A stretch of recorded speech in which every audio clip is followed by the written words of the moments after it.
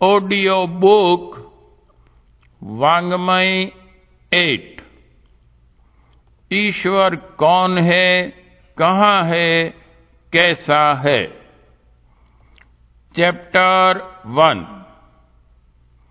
आस्तिकता आवश्यक ही नहीं, अनिवार्य भी। पार्ट 1। विश्व का सर्वोत्कृष्ट दर्शन आस्तिकवाद। आस्तिकता का अर्थ और स्वरूप गहराई से न समझ सकने वाले संसार के कतिपय समाजों ने उसे एक निरर्थक ईश्वरवाद मानकर अपने से बहिष्कृत कर नए नैतिक स्वरूप का प्रवर्तन किया और आशा की कि इस प्रकार अपने समाज में स्थायी सुख शांति और सामान्य सदाचार को मूर्तिमान करने में सफल हो सकेंगे, किंतु उनकी यह आशा पूरी होती नहीं दिखाई दी। इस नए प्रयोग को समाजवाद, राष्ट्रवाद अथवा साम्यवाद के नाम से पुकारा गया और कहा गया कि यदि समाज के लोग अपनी निष्ठा को न देखने वाले ईश्वर की ओर से हटकर इन यथार्थवादों में लगाएं, तो समाज में स्थायी सुख शांति की स्थापना हो सकती है। पिछले 50-55 वर्ष से इस नई विचारधारा का परीक्षण एवं प्रयोग साम्यवादी कहे जाने वाले देशों में होता चला आ रहा है, किंतु उसका परिणाम देखते हुए यही मानने पर मजबूर होना पड़ता है कि यह प्रयोग सफलता से आभूषित न हो सका।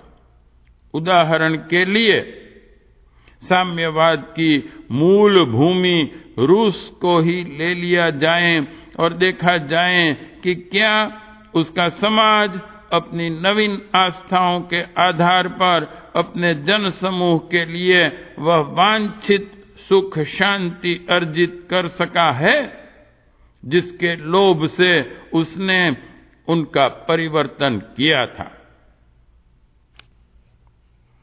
राष्ट्रवाद और समाजवाद का भरपूर शिक्षण एवं प्रशिक्षण देने के बावजूद भी क्या उसके समाज में वह मानवीय सदाचार प्रौढ़ हो सका है जो सुख शांति का मूल आधार है।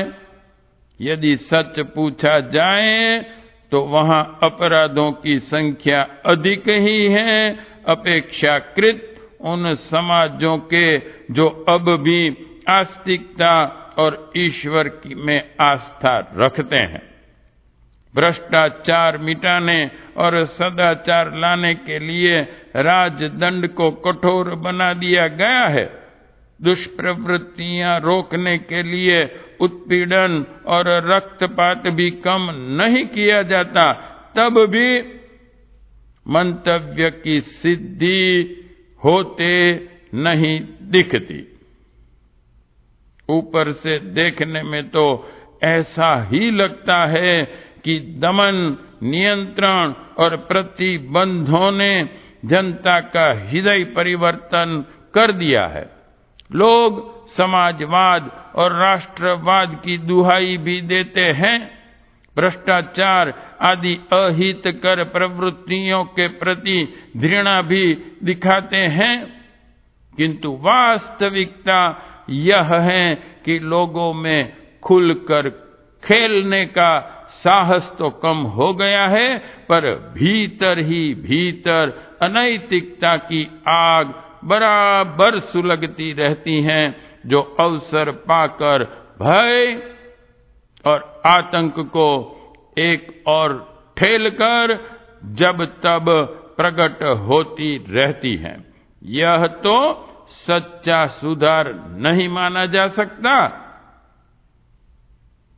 दमन, दंड और आतंक के भय से यदि ऊपर ऊपर से किन्हीं सदाचारों का दर्शन करते रहा जाए और भीतर ही भीतर उसे मजबूरी अथवा अत्याचार समझा जाए तो उसे सच्ची सदाचार प्रवृत्ति नहीं माना जा सकता। सच्चा सदाचरण तो तब माना जाएगा जब बाह्य के साथ मनुष्य का हृदय भी उसे स्वीकार करे। अवसर आने पर और कोई भय अथवा प्रतिबंध न रहने पर भी लोग सहर्ष उसकी रक्षा करें। आतंक से प्रेरित मनुष्य का कोई भी गुण नहीं, बल्कि एक यांत्रिक प्रक्रिया होती है जिसका न कोई मूल्य है न महत्व। नए प्रयोग के अगुआ रूस में ही आए दिन शीर्षस्थ नेताओं को देशद्रोही ठहराकर या तो मौत के घाट उतारा जाता है अथवा निर्वासित कर दिया जाता है। एक दिन के देशभक्त दूसरे दिन समाज विरोधी करार दे दिए जाते हैं। ये घटनाएं क्या प्रकट करती हैं? यही कि यहाँ तो अपदस्थ नेता ने भ्रष्टाचार का प्रमाण दिया है अथवा दूसरे पक्ष ने वैसा करके अनैतिकता का परिचय दिया है। दोनों स्थितियों में बात एक ही है, अर्थात उक्त समाज में वह सदाचार विकसित नहीं हुआ है जिसकी आशा में नास्तिकता परक समाजवाद और राष्ट्रवाद का नया प्रयोग किया गया था। यही क्यों जर्मनी, इटली, स्पेन, चीन आदि उसी विचारधारा के देशों में तो सामाजिक एवं राष्ट्रीय सदाचार लाने के लिए प्रचंड अधिनायकवाद का अवलंबन लिया गया और जनता का हृदय बदलने के लिए लोमहर्षक रक्तपात तक किया गया, किंतु उसका फल अशांति, संघर्ष एवं असंतोष के सिवाय कुछ भी न निकला। आए दिन नेताओं में मार काट और छीना झपटी के समाचार आते रहते हैं। जब नए प्रयोगवादी देशों के शीर्षस्थ नेताओं के सदाचार की यह दशा है तो जन साधारण का नैतिक स्तर क्या होगा, उसका अनुमान कर सकना कठिन नहीं है। आशा की गई थी कि समाज के बुरे लोगों और विरोधियों को दमन के बल पर कुचल डालने से जनता का हृदय परिवर्तन हो जाएगा और वह सच्चे रास्ते पर चल पड़ेगी। कुछ ही समय में समाज में सुख शांति की स्थायी स्थापना हो जाएगी, किंतु यह प्रयोग केवल एक अत्याचार बनकर रह गया। उससे किसी वांछित फल की उपलब्धि न हो सकी। जनता का सुधार तो दूर, स्वयं समाज के अगुओं में ही परस्पर विश्वासघात, भय, निष्ठुरता और आशंका के दोष समाहित हो गए। लोभ, स्वार्थ और अधिकार की लिप्सा ने उन्हें हद दर्जे का ईर्ष्यालु, प्रतिस्पर्धी और निर्दयी बना दिया। यह नास्तिकता परक समाजवाद, राष्ट्रवाद अथवा साम्यवाद के नए प्रयोगों की असफलता के लक्षणों के सिवाय और कुछ नहीं है। वास्तविक सदाचार के बीज आस्तिकता के ही पवित्र आंचल में रहते हैं, नास्तिकता से प्रेरित अंध विचारों अथवा भावनाओं में नहीं। सर्व साक्षी एवं सर्वशक्तिमान ईश्वर में विश्वास रखना ही एकमात्र ऐसा उपाय है जो सत्प्रवृत्तियों को किसी नीति अथवा प्रयोग के रूप में नहीं वरन मानव जीवन की मूलभूत आधारशिला के रूप में हृदयंगम करने के लिए प्रेरणा देता है। ईश्वर के महत्व और उसकी सर्वोपरि सत्ता में मनुष्य की आत्मा स्वभावतः विनम्र रहती है और आस्था रखती है। मनुष्य की सत्ता की भांति उसकी सत्ता के प्रति ईर्ष्या, द्वेष, स्पर्धा अथवा घृणा नहीं रखती।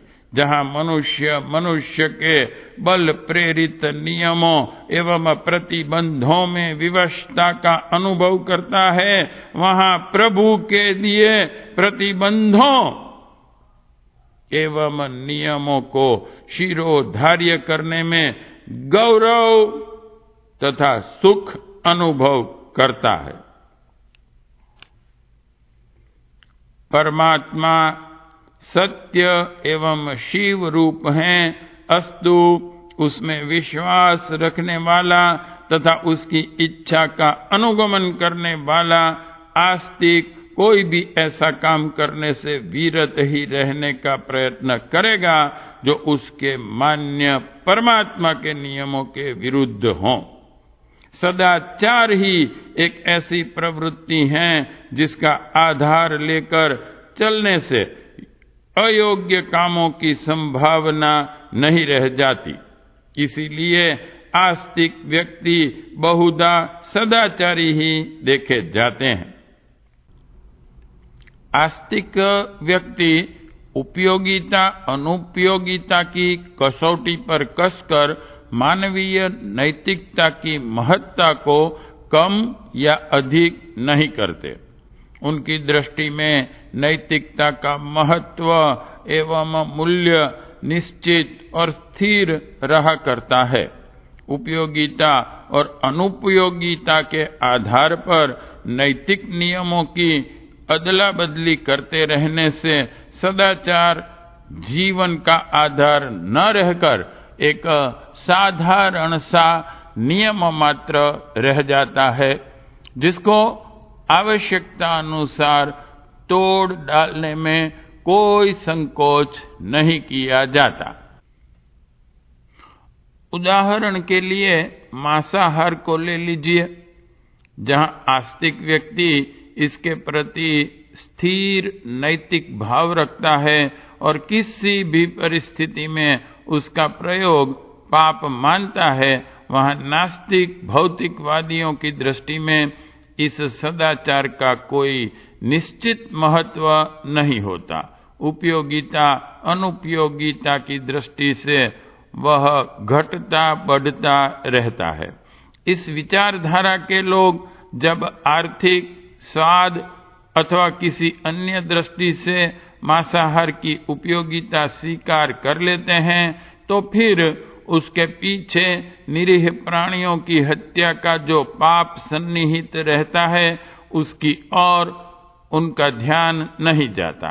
वे निरपराध प्राणियों को मर्मांतक पीड़ा देकर उनका प्राण घात करने में कोई हानि नहीं मानते और कुतर्कों द्वारा विरोधियों का शमन करने का प्रयत्न करते हैं।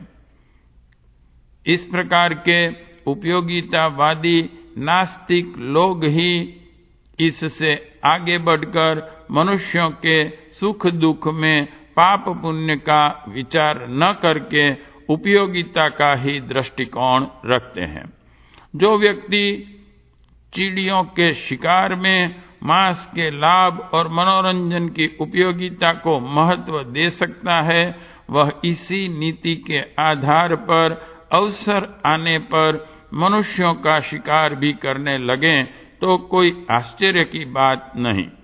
संसार में जो भी आतताई और अत्याचारी हुए हैं और जिन्होंने मानव जाति का भयानक संहार किया है, उन्होंने अपनी दृष्टि से उस नाहक रक्तपात की भी कोई न कोई उपयोगिता ही मानी है।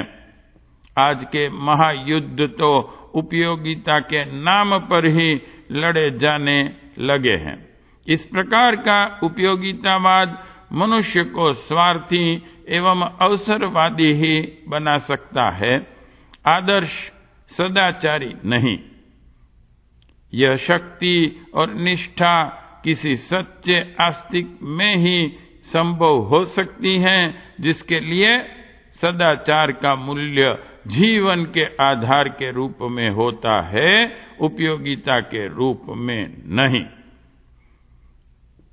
आस्तिकता का जन्म सदाचार से हो सकता है। किसी को बड़े भौतिक लाभ न हो, फिर भी इसके द्वारा जो आध्यात्मिक लाभ होते हैं उनकी तुलना संसार के समस्त वैभव के साथ भी नहीं की जा सकती। उसके असंख्य अभौतिक लाभ हैं। स्वर्ग और मुक्ति का प्राप्त होना, भवबंधनों से छूटना, जीवन जन्म का वास्तविक सुख मिलना, आत्मबल, आत्मशक्ति और आत्मानंद के साथ ईश्वर की करुणा, उसकी कृपा आदि ऐसी उपलब्धियां हैं जिनकी तुलना में भौतिक विभूति न केवल नगण्य ही बल्कि है भी हैं। आस्तिकता के आधार पर ईश्वर की महत्ती कृपा पाकर जब जीवन के दुखों से अनायास ही छुटकारा पाया जा सकता है, तो सुख सुविधा के लिए अनैतिक आधार पर वैभव इकट्ठा करने के लोभ की कोई उपयोगिता नजर नहीं आती। आस्तिकता का भौतिक जीवन में कोई उपयोग नहीं है, यह बात किसी प्रकार भी मान्य नहीं है। क्या संसार के परम आस्तिक भक्त जनों को कोई सांसारिक लाभ हुए ही नहीं? उन्हें भोजन, वस्त्र, मान सम्मान आदि सांसारिक उपलब्धियों में से किस बात की कमी रही है?